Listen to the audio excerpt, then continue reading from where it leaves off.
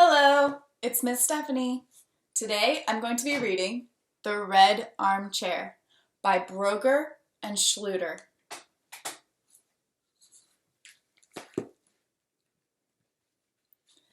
On this first page, I see a family. They're all around this big, dirty, red armchair. I wonder where they got it. Patti's next-door neighbors were having a big garage sale, and Patti went to look at all the things they had for sale. She found a washing machine, a tall lamp, some old toys, and a big red armchair. That could be a cozy place for me, she thought. She rushed back home and dragged her family over to show them what she had found. Dad looked serious. You know, it'll take some work to fix it up. But it's only $10, encouraged Patti. Mom thought hard. It's too good a bargain to pass up, she said. Let's buy it. They paid the neighbor.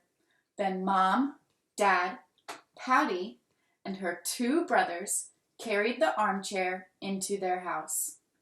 They dusted, scrubbed, beat, and vacuumed the armchair until it was clean and bright red again, as good as new. Oh, so here the family is, cleaning up the red armchair. There's Mom, Dad, Patti, and her two brothers.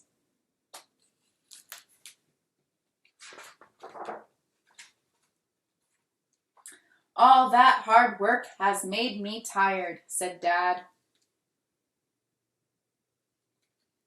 This armchair is just what I need to help me relax.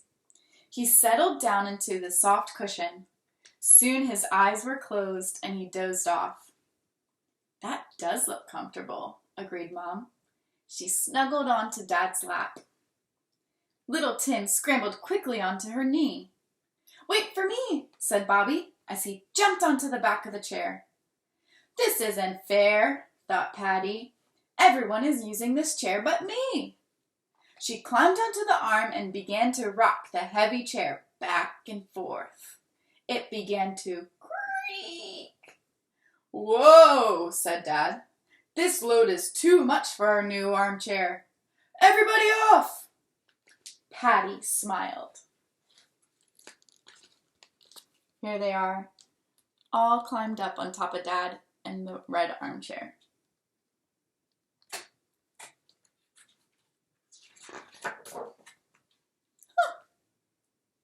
This looks like pirates. When the coast was clear, Patti crept back to the red armchair with a helmet, a sword, and a flag. This is my castle, said Patti, and I will protect it from all attackers. From the tower, she could see two invaders coming up the hill and crossing the moat.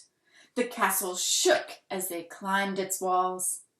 The soldiers yelled and waved their swords so much that Patti had to escape through a secret tunnel.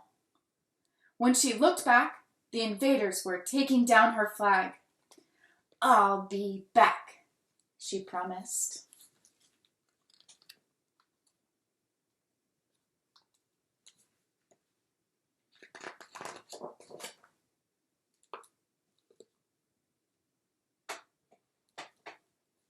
Patti waited until the armchair was empty again.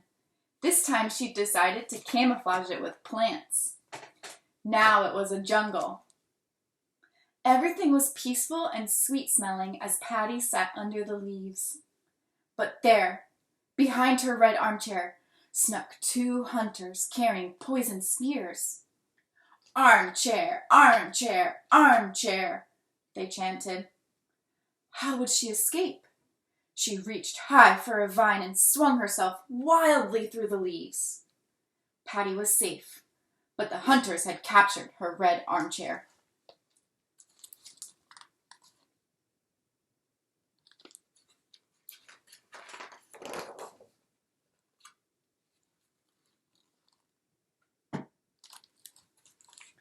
A little later, Mom came in and saw that the armchair was empty. "Oh, good," she said. "I've got time to read their newspaper and relax." She plopped down into the red softness. Patti looked at Bobby and Tim. They knew they couldn't let this dragon take over their red mountain. The three knights put on their shining armor and surrounded the beast, charging at her from different directions. The dragon roared. Huge, hot flames billowed out of her nostrils. But the fearless knights closed in on her, closer and closer, until, tired and worn out, the dragon retreated from the red mountain.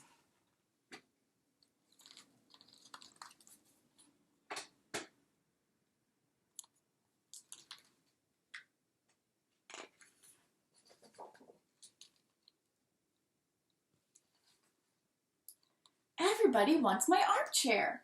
If only I could drive it off to a secret spot, thought Patti. Quickly, she got some tires, a steering wheel, and a stick shift. She leapt into her turbocharged racing car and took off as fast as lightning. Patti drove way out into the country. In the mirror, she could see a blue car with two people chasing her. It would be easy to outrun them. She was speeding around a very sharp corner when she suddenly lost control. One of her back wheels had come off. Patti ended up in a ditch on the side of the road. When she looked up, she saw her brothers examining the overturned car.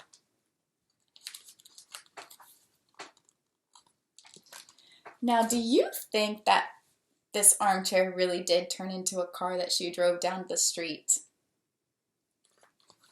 In this picture up here, you can see Patti has a bucket on her head, and she's holding something round that she's pretending is a steering wheel, and she's used toilet paper to make the lines in the road. She pretended it was a car. So much fun. Oh, she even put little wheels on the red armchair.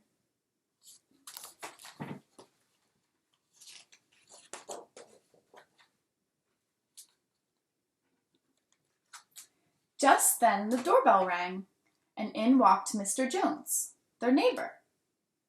He had come to tell them about how well his garage sale had gone. He didn't seem to recognize the big red armchair when he sat down on it. As Mr. Jones talked to Patti's parents, his smelly cigarette ashes fell onto the arm of her chair. Patti was shocked. No wonder this chair was in such bad shape, she thought. I wish he'd leave. After 2 cups of tea and too many cigarettes, Mr. Jones finally left. The armchair was safe.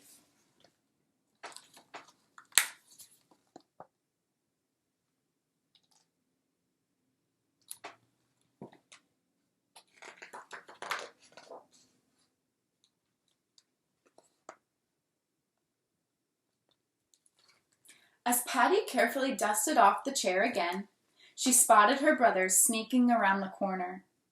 Quickly, she set the chair up as a big red Wild West stagecoach. Then she lassoed the rocking horse and was on her way. 2 braves followed right behind her. With their strong bows, they shot a constant stream of arrows at her. One whizzed right by Patti's left ear. She realized she'd better give up quietly. Patti pulled on the reins and grumbled to herself as the horse slowed to a stop.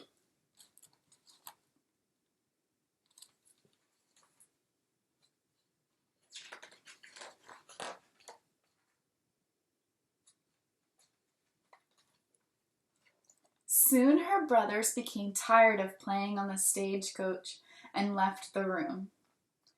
Patti had a new idea, and she worked fast.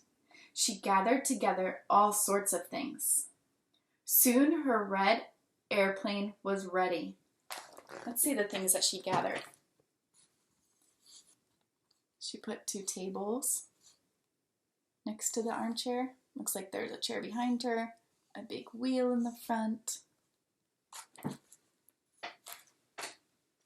Soon the red airplane was ready.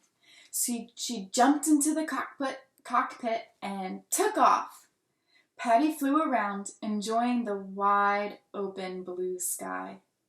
At last, she was all alone. Just as she was thinking how wonderful it felt, two huge black birds dove in front of her. They swooped and pecked at her until she was forced to jump from the plane. It was a good thing I remembered to bring a parachute, Patti thought, as she floated back down to her living room.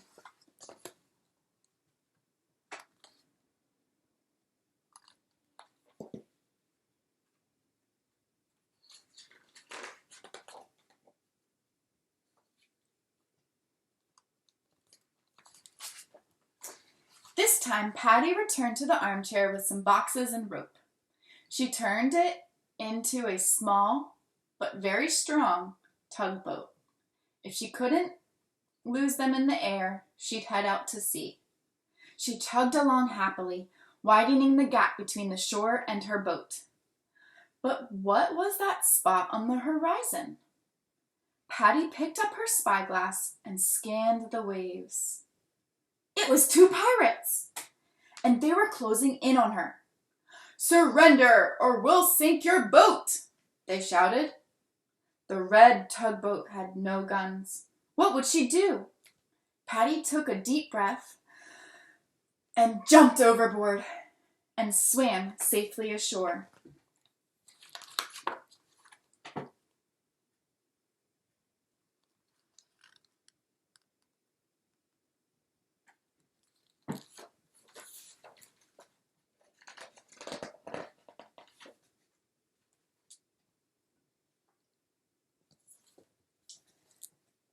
The room was quiet again when Patti pulled the armchair in front of the door and turned it into a beautiful throne. There she sat, in her shiny crown, ready for anyone who dared to challenge her. Patti was the queen. She thought about her magnificent palace and the grand ball she was giving that night. As she daydreamed of how beautiful she would look in her silk gown, two servants snuck from behind the big red throne. One sprang upon her suddenly. Patti was so startled, she fell right off the throne and lost her crown.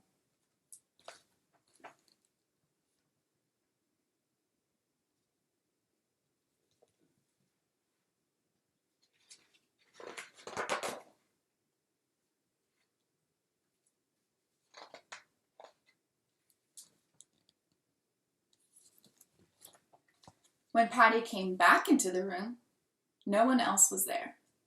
She pulled herself into the chair, exhausted. She needed time to think. A little while later, her brothers found her snuggled up with her eyes closed. "I think she's asleep," whispered Tim. "Maybe we better leave her alone." As they tiptoed away from the chair, Patti opened one eye, just a little, and smiled. Then she dozed off. It had been a busy day.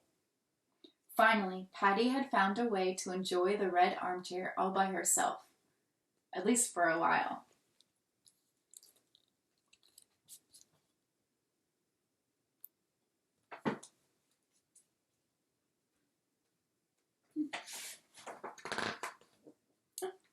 The end.